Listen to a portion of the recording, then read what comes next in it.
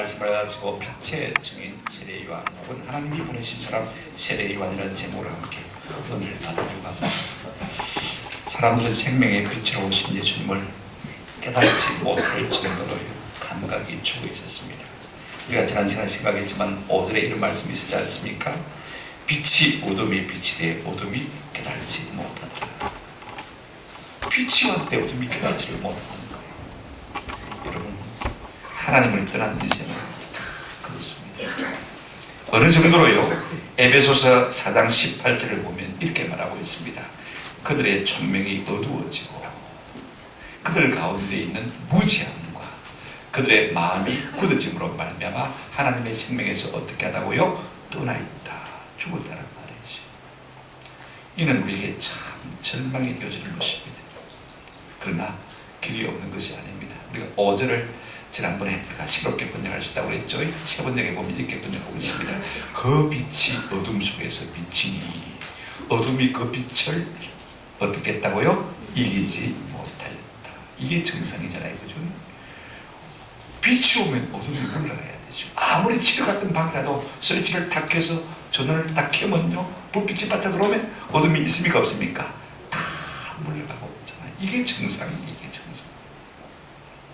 이는 우리에게 참 소망인 것입니다. 빛이 왔는데 어떻게 어둠이 계속해서 왕노릇할 수 있습니까? 생명이 우리 가운데 오셨는데 어떻게 사망이 계속해서 우리를 지배할 수가 있겠습니까? 그럴 수 없는 것이죠. 근데 사람들이 영적으로 너무 죽어 있으니까 하나님께서 미리 정지 작업을 하신 것을 볼 수가 있습니다.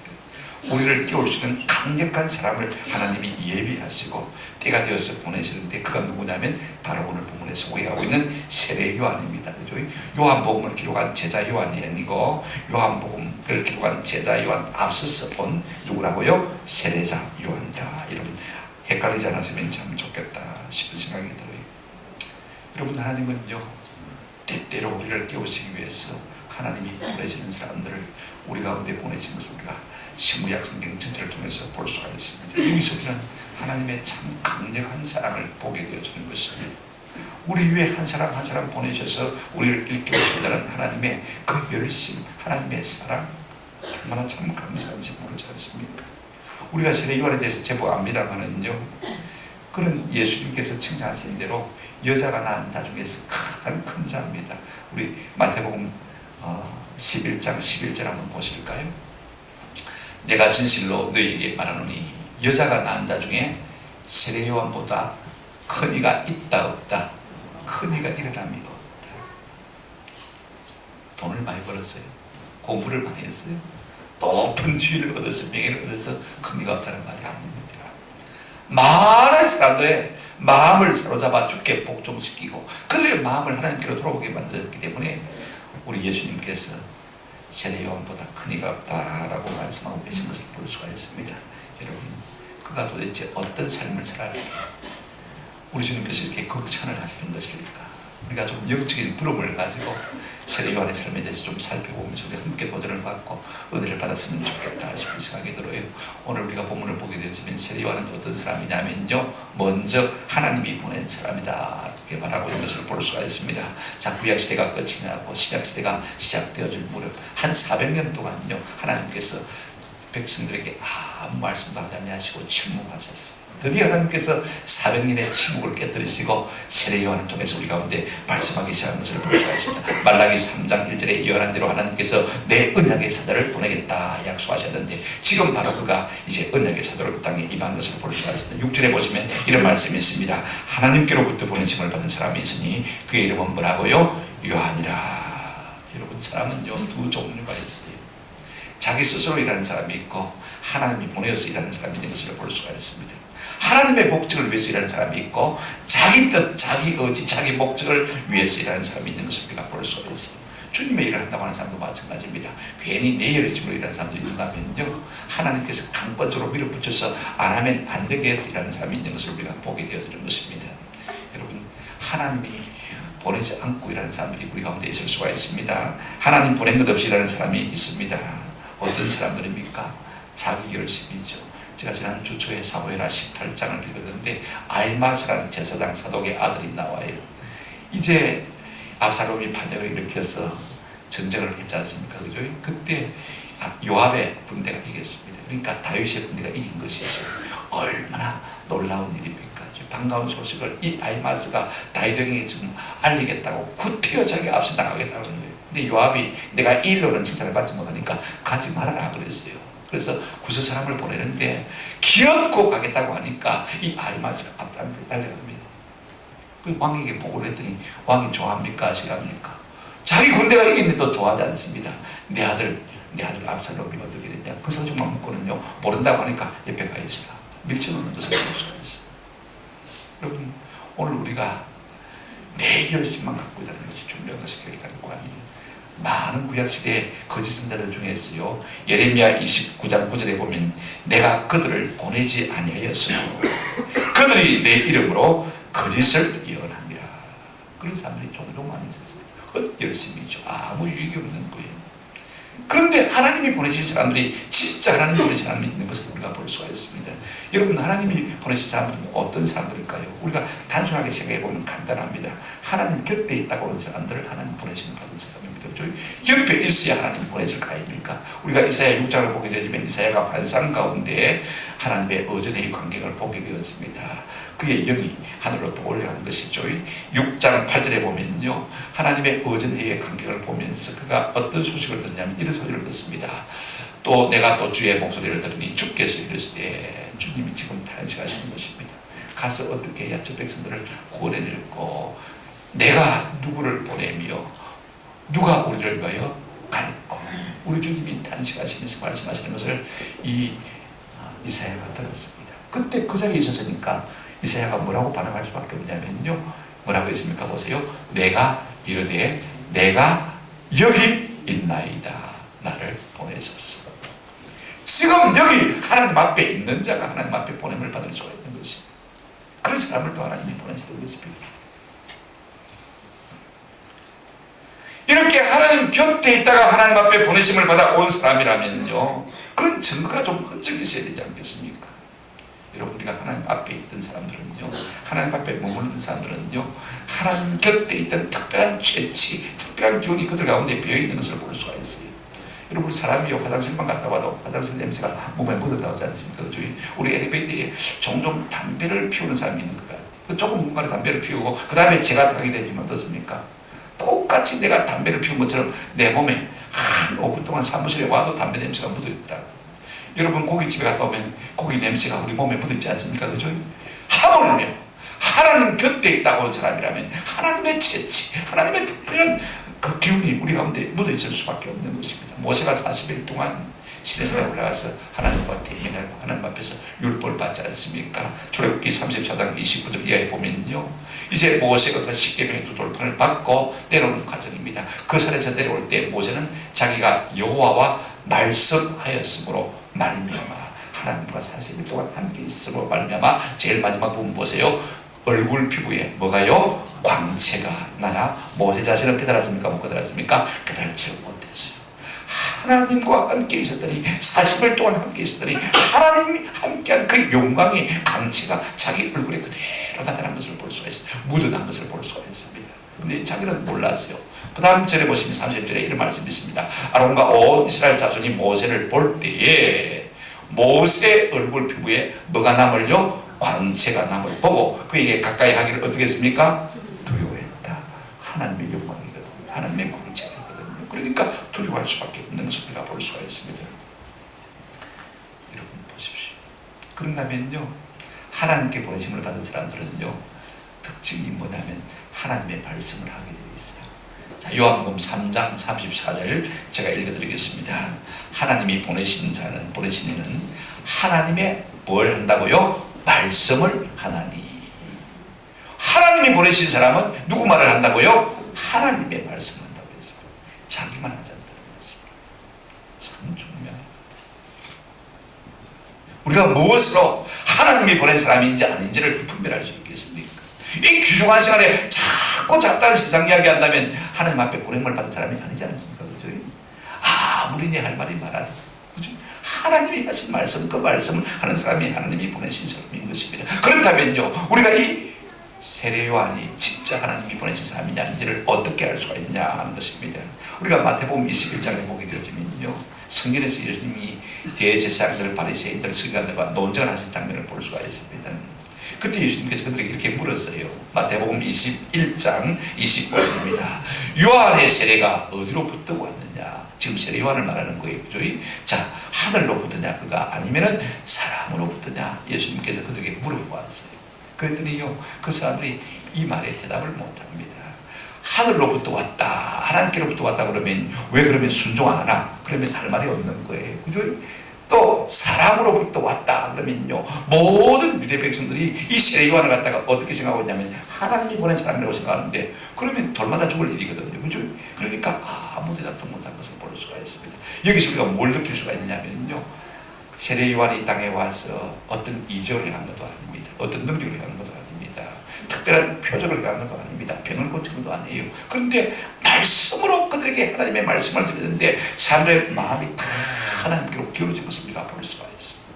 누가 보낸 사람이라고요? 하나님이 보낸 사람인 것입니다. 하나님이 보낸 사람은 누구의 말을 한다고요? 하나님의 말씀을 한다. 하나님께서 이 땅에 하나님의 말씀을 하도록 때마다 시마다 신실한 하나님의 사람을 보낸 것을 우리가 기억합니다. 놀라운 하나님의 사랑 아닙니까? 우리 모두도 우리가 이 세상 가운데 하나님의 말씀을 전하도록 하나님 앞에 보내받은 사람인 줄로 믿습니다. 이 같은 자아식이 우리 가운데 좀 있었으면 참 좋겠다 싶어요. 두 번째로 우리가 생각할 것은요, 자, 하나님이 누구를 세상에 보내셨다면요, 분명한 목적이 있어서 보내지 않겠습니까? 그죠? 자, 보내심은 부르심을 전제로 하는 것을 볼 수가 있어요. 그 부르심이라는 것은 곧 그 사람의 사명 혹은 소명이 되어지는 것을 볼 수가 있습니다. 자, 여러분 보십시오. 이 세례 요한이 하나님으로부터 보내심을 받았다면 먼저 부르심이 있을 것입니다. 그 부르심은 뭐가 관계된다고요? 사명 혹은 소명과 관계된 것이라고 했습니다. 그렇다면 그의 사명, 그의 소명이 무엇일까? 7절에 보십시오. 이렇게 말하고 있습니다. 우리가 세 단락으로 나눠서 표현할 수가 있죠. 그가 뭐하러 왔으니 증언하러 왔다. 그의 사명이 뭐하는 것입니까? 증언하는 것입니다. 누구를 증언하는 것입니까? 곧 빛에 대하여. 그 빛이 누구죠? 예수 그리스도. 빛에 대해서 증언하기 위해서 왔고, 그 다음에 목적이 있어요. 이는 모든 사람이 자기로 말미암아 믿게 하려 함이라. 증언을 통해서 모든 사람들이 예수를 믿어 구원에 이르도록 하기 위해서 그가 보냄을 받았다라고 말하고 있는 것을 볼 수가 있습니다. 자, 여러분 보십시오. 우리 인생의 행복이 어디에 있습니까? 아무리 다 가져도요, 할 일이 없는 사람은 행복하지 않습니다. 나이가 들어도요, 할 일이 있는 사람은 참 행복한 사람이에요. 아멘? 맞죠? 그렇지 않습니까? 아무리 다 가져도요, 할 일이 없다면 참 한가한 사람, 참 불행한 사람. 그런데 더 중요한 것은요, 내가 이 일을 하다가 죽어도 좋다, 필생의 사명을 가지고 있는 사람이라면 훨씬 더 행복할 것 같아요. 아멘? 세례 요한은 바로 이를 가졌습니다. 그의 사명이 무엇입니까? 증언하러 보내는 거죠. 참 빛에 대해서 증언하고, 이로 말미암아서 많은 모든 사람이 다 예수를 믿어 구원에 이르도록 하는 이와 같은 사명을 가진 것을 볼 수가 있습니다.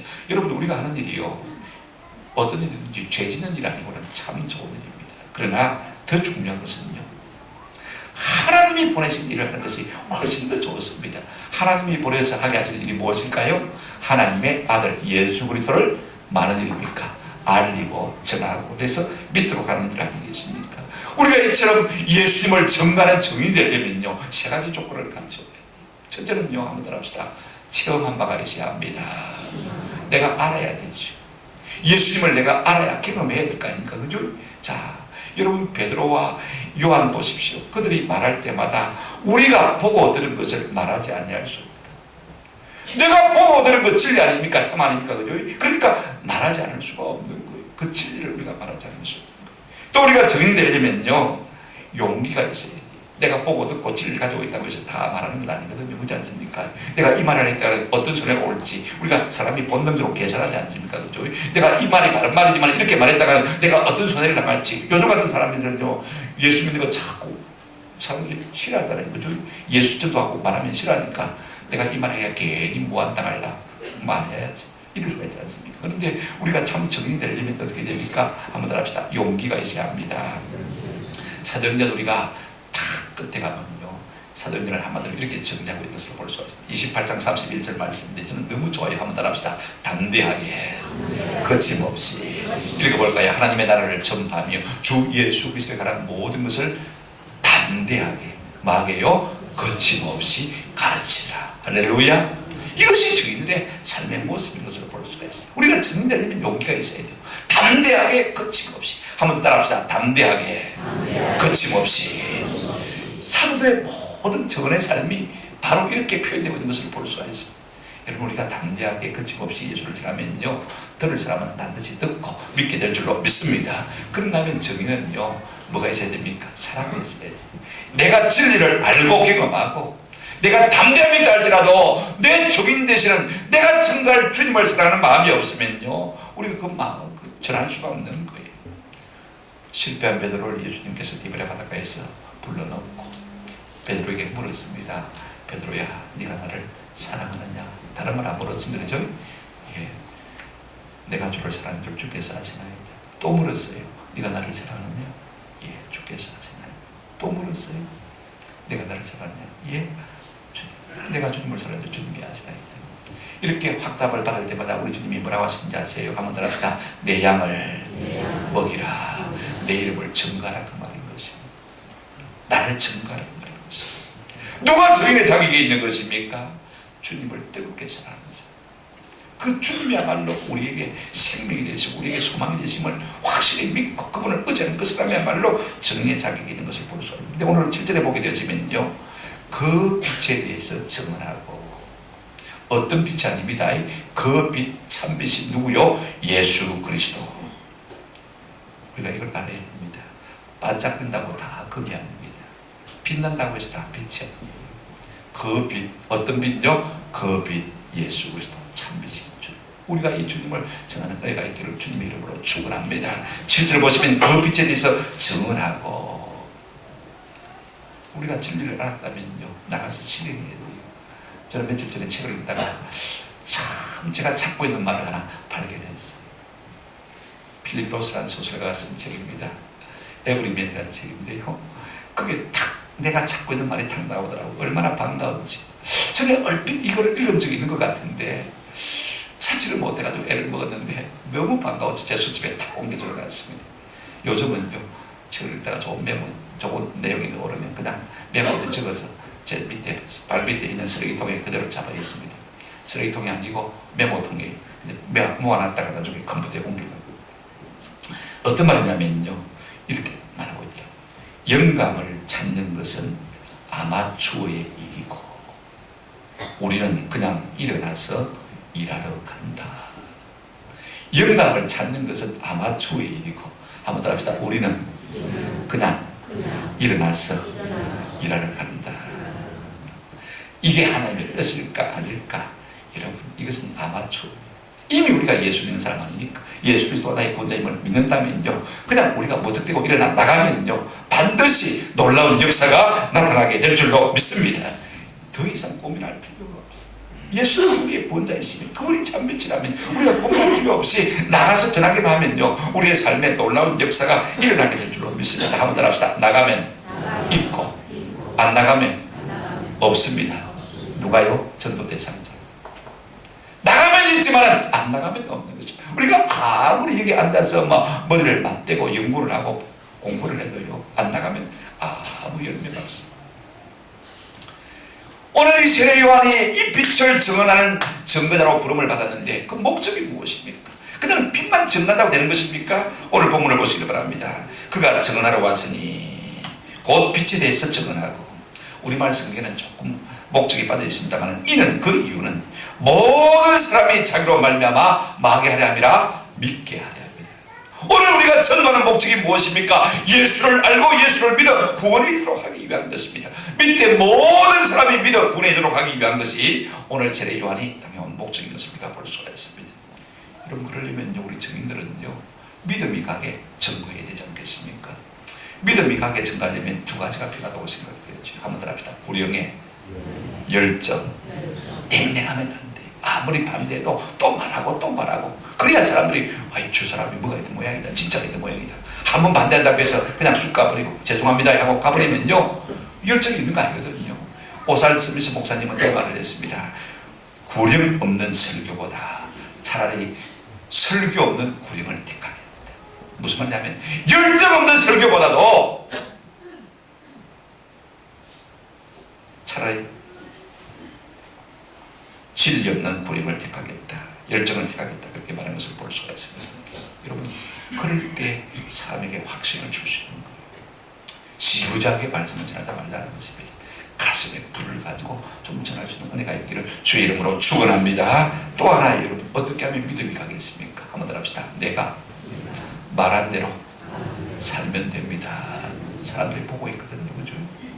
하늘의 소망을 두고 있다면서 우리처럼 똑같이 돈 버는 데 일하는 데 가지고 한 번도 소리 안 받고 하는 그런 모습을 보여준다면 내가 가진 진리가 진짜입니까? 거짓입니까? 거짓이니까 안 믿는 것이지. 그렇지 않습니까? 우리가 말한 대로 살 때 사람들은 보고 있는 것입니다. 아, 뭔가 있구나, 진짜.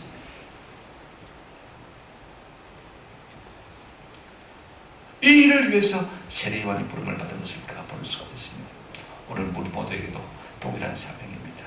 그 빛에 대해서 증거하고 우리로 말미암아 모든 사람이 예수를 믿도록 하기 위함인 줄로 믿습니다. 우리가 삶의 존재 이유가 무엇입니까? 한번 더 합시다. 예수 믿어 구원에 이르도록 부지런히 증거하는 것입니다.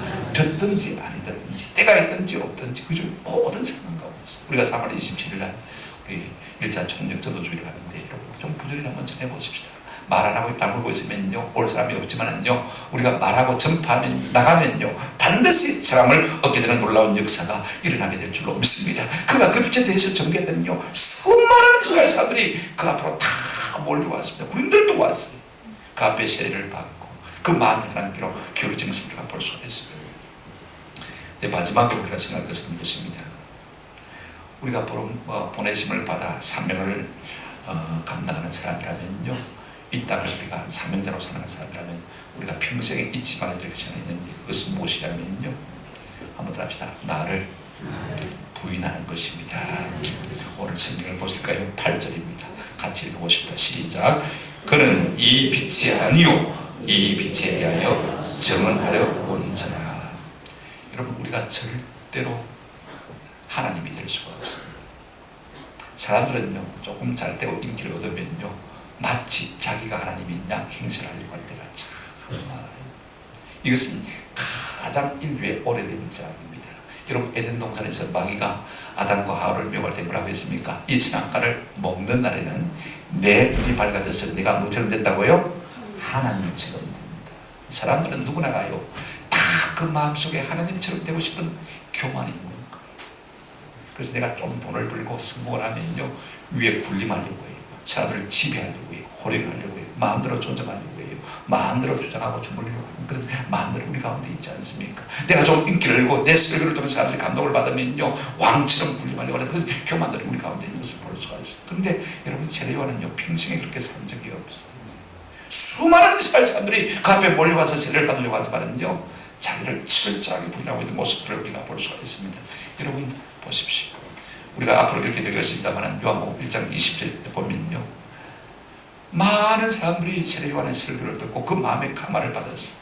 통회하고 자복하고 회개하고 정결케 하는 세례를 받지 않습니까? 그래서 사람들의 마음속에는 저분이 하나님이 보내신 메시아 예수 그리스도일 것이라 그렇게 믿고 싶어 했어요. 그분이 그렇듯 안 듣든 믿고 싶은 것을 볼 수가 있어요. 왜? 그만큼 능력이 있다니까. 내 삶이 변화되니까 믿고 싶은 것을 볼 수가 있어요. 그래서 물어봤어요. 네가 그리스도냐? 그리스도냐? 1장 20절에 보면 여러분 요한이 뭐라고 말하고 있습니까? 요한이 드러내어 말하고 숨기지 아니하니 드러내어 하는 말이 나는 그리스도가 뭐라? 아니라. 입 딱 다물고 지부가고 있으면 사람들이 아마 이 세례요한을 갖다가 예수인 줄 알고 하나님처럼 섞였을 거예요. 그러나 드러내어 자기를 부정하는 일은요 자꾸 부정히 말하는 것을 볼 수가 있습니다. 나는 그리스도가 아니라 나는 그리스도. 우리가 어떤 저장을 받을 때 여러분 어떻게 말하면 되겠습니까? 여러분 착각하지 마십시오. 나는 그런 사람이 절대로 아닙니다. 나는 그런 사람이 아닙니다. 나는 부족한 사람입니다. 이것이 주님을 따르는 참 사명자의 삶인 것입니다. 그런가 하면 그는 그 선지자가 아니라고 했습니다. 절대로 말끝을 흐리지 않는 것을 21절에서 볼 수가 있습니다. 또 묻되 그러면 누구냐? 내가 엘리야냐? 이르되 나는 아니라. 또 묻되 네가 그 선지자냐? 대답하되 아니라. 엘리야는요 선지자 중에 선지자 아닙니까? 그 중에 가장 위대한 선지자입니다. 그 선지자, 모세가 보내겠다고 약속한 메시아를 말하는 것입니다. 그 선지자냐? 아닙니다. 말끝을 흐리지 않습니다. 영혼을 남기지 않습니다. 정직하게 자기의 말씀을 남기는 것을 볼 수가 있습니다. 여러분, 이것이 우리의 삶에서 얼마나 중요한지 모릅니다. 이것이야말로 가장 하나님 앞에 오래 쓰임받는 비밀이 되어주는 것입니다.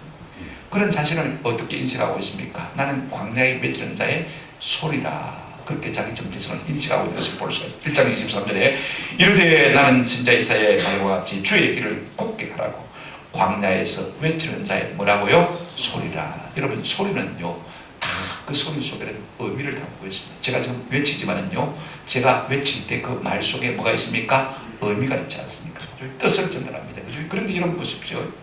여러분들은요, 이 의미를 딱 캐치하면 소리는 기억하고 있습니까? 안 기억하고 있습니까? 기억할 필요가 없는 거죠. 소리는 사라지는 것이죠. 우리 속에 의미만 딱 전달해놓고 소리는 뭐합니까? 사라지지 않습니까? 여러분, 의미가 누굽니까? 예수 그리스도. 소리가 누굽니까? 세례요한.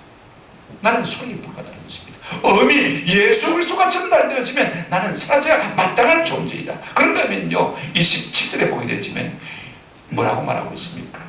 곧 내 뒤에 오시는 이는 그이라. 나는 그의 뭘 풀기도요? 신발끈을 풀기도 감당하지 못하노라. 고대 유대사에서는요, 주인의 신발끈을 풀고 묶고 하는 사람이 누구냐면 종이 하는 겁니다. 종. 우리처럼 이렇게 구두를 신지 않고 말입니다. 옛날에는 선인발을 신거든요. 가죽을 묶어가지고 신었습니다. 그러니까 갈 때도 묶어야 되고, 그 다음에 들어오면 뭐 해야 됩니까? 풀어줘야 되고. 누가 합니까? 종이 하는데요. 근데 이 신발끈 풀기도 감당치 못할 자라는 말은요, 종담에 그 밑에 누가 있냐면 노예가 있습니다. 나는 예수 그리스도 그분의 노예되기에도 부족한 사람입니다. 그런 자기가 누군 줄 알았어요. 자, 보십시오. 예수님은 누구시고요? 하나님이시고 나는 뭡니까? 피조물. 우리가 이 한계를 분명히 인식할 필요가 있습니다. 내가 아무리 날고 뛰고 기어도 하나님처럼 될 수는 없다는 것입니다. 우리의 연약함을 아는 것이 참 중요한 거예요. 더 놀라운 말씀이 있습니다. 여러분 3장 30절 보시면요, 세례요한은 자기를 이렇게 규정한 것을 볼 수가 있습니다. 그는 예수는요 반드시, 우리 말씀에 반드시가 빠져있다고 했죠. 반드시 뭐 해야 하고요? 흥하여야 하고, 나는 반드시 뭐 해야 되겠다? 쉬어야 하겠다. 오늘 우리는 어떻습니까? 예수님 덕분에 나도 좀 높아지고 종교 영광을 얻고 잘 살고 그죠? 성공하고 이랬으면 다 좋겠지 않습니까? 예수님의 두 제자 야고보와 요한의 어머니가 와서 예수님께 뭐라고 했습니까? 예수여, 당신의 나라에 임하실 때 우리 두 아들을 갖다가 한 사람은 오른쪽에 한 사람은 왼쪽에, 영의정 좌의정 우의정 함께 자리에 앉게 해달라, 그렇게 부탁했지 않습니까? 그죠? 다 예수님 덕분에 그렇게 한 자리 누리고 싶은 마음이 많이 있는 거예요. 그런데 세례요한은요 철저하게 자기를 낮췄습니다. 당신은 높아지기는 것이 반드시 그렇게 되고 나는 반드시 망하는 것이 마땅하다. 한문 성경에, 한자 중국어 성경에요 놀랍게 번역해 있어요. 한번 보실까요? 자, 이 말을 그는 반드시 흥하여야 하고 나는 반드시 쉬어야 할 것이다. 이 말을 갖다가 간단하게 이렇게 썼어요. 타필흥왕. 이게 타란 말은 예수를 말하는 것입니다. 그분은 반드시 마오요 흥왕하고. 그 다음에 나 세례요한은요, 나는요 마오요 반드시 쇠미하여야 하리라. 쇠하고 미약한 사람이 되어야 될 것입니다. 얼마나 자기 위치를 잘 아는 사람이에요. 하나님께서 이런 사람을 높이지 않겠습니까? 저는 그렇게 생각합니다. 마태복음 6장 33절에 너희는 먼저 그의 나라와 그의 의를 구하라. 그리하면 이 모든 것을 마음에 하시리라. 너희에게 다 하시리라. 우리가 이런 논리를 가지고 살아야 돼요. 여러분, 누구든지 나를 따라오려거든 예수님 뭐라고 말씀하셨습니까? 한번 따라합시다. 자기를 부인하고 자기 십자가를 지고 나를 따를 것이다. 여러분, 인생의 타락이 무엇으로 말미암았습니까? 결국 하나님처럼 되고자 하는 여기로 말미암아서 인생의 타락이 있지 않습니까? 저는 우리 모두가 자기를 끝까지 낮춤으로 말미암아 예수 그리스도만 드러내게 하는 놀라운 은혜가 있기를 주님의 이름으로 축원합니다. 말씀을 맺습니다. 여러분, 하나님은요 얼마나 우리 인생을 사랑하는지, 우리에게 자꾸만 하나님의 사랑을 보내시는 것을 볼 수가 있습니다. 시대가 어려우면 어려울수록 더 강력한 사람을 보냈어요. 엘리야 시대에 엘리야를 보내신 것은 그만큼 영적으로 어렵기 때문에 강력한 엘리야를 보내는 겁니다. 세례요한 시대에 세례요한을 보내신 것은요, 그만큼 그 시대가 영적으로 어렵기 때문에 강렬한 하나님의 사랑을 나타내 보인 것 아닙니까? 하나님의 보내심을 받은 사람은 하나님의 말만 하게 되어 있습니다. 하나님의 보내심을 받은 사람은 예수 그리스도만 드러내게 되어 있어요. 하나님의 보내심을 받은 사람은 결탄코 자기를 드러내지 않는 사람인 것입니다. 여러분 인생의 크기는요, 우리의 높이가 아닙니다. 우리의 깊이가 우리 인생의 크기인 것입니다. 여러분 높이는요, 밖으로 다 보입니다. 다 드러나 보이는 것이지만 깊이는요, 눈에 보입니까? 안 보입니까? 안 보이는 거예요. 이 깊이는 어디서 오는 것입니까? 예수 그리스도와의 관계 속에서 그 깊이가 깊어져 보는 것을 볼 수가 있습니다. 얼마나 우리가 하나님께 깊이 뿌리를 내리고 있느냐면요, 하나님과 관계에서 나오는 것이기 때문에 사람들은 잘 몰라요. 그러므로 진정한 성숙은 어디에 있습니까? 한번 따라합시다. 감춤에 있습니다. 드러내고 드러내는데 성숙은 것이다. 여러분 보십시오. 이사야 6장을 보게 되면 하나님을 모셔서는 스랍 천사들, 그룹들의 이야기가 나오는 것을 볼 수가 있습니다. 그들이 날개가 몇 개 있었습니까? 6개가 있었어요. 여러분 날개는 뭐라고 있는 거예요?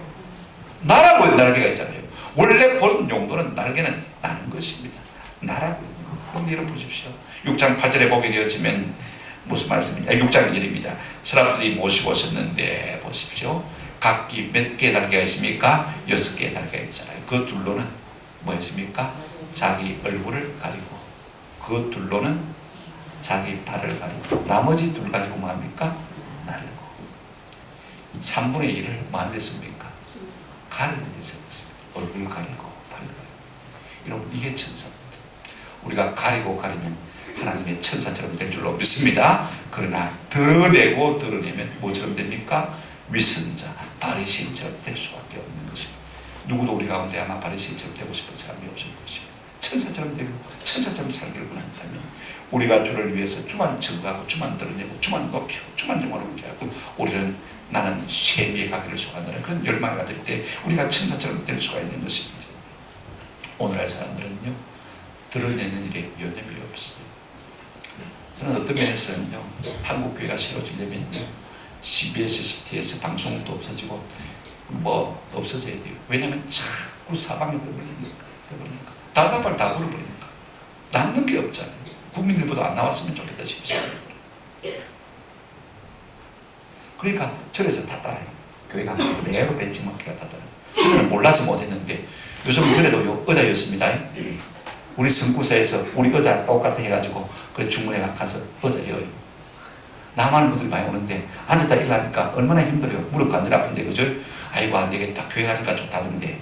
그래 의자 여가지고 의자 다 절마다 열고 있습니다. 아마 우리 선구사 아마 요즘 돈 잘 벌 것 같아요. 배가 아파서 그런 이야기가 아니고 배가 아파서 그런 이야기. 너무 떠벌리니까 힘이 없는 거. 감출 때 하나님의 능력이 우리 가운데 나타나게 될 줄로 믿습니다. 저는 이 말씀을 읽으면서 참 은혜를 받았습니다. 하나님 우리를 얼마나 사랑하십니까? 이렇게 시대마다 하나님과 함께 머물던 사람들을 보내셔서 우리의 마음을 주께로 돌이키게 하니까 우리가 이 시대를 살면서 온 세계를 우리가 사로잡아서 주께 복종시키지 못해도 내 집안 식구들, 내 주변의 사람들, 우리가 친척들을 사로잡아 주께 복종시켜드리는 그와 같은 아름다운 하나님의 보내심을 받은 사람으로 쓰임받는 은혜가 있기를 주의 이름으로 축원합니다. 아멘.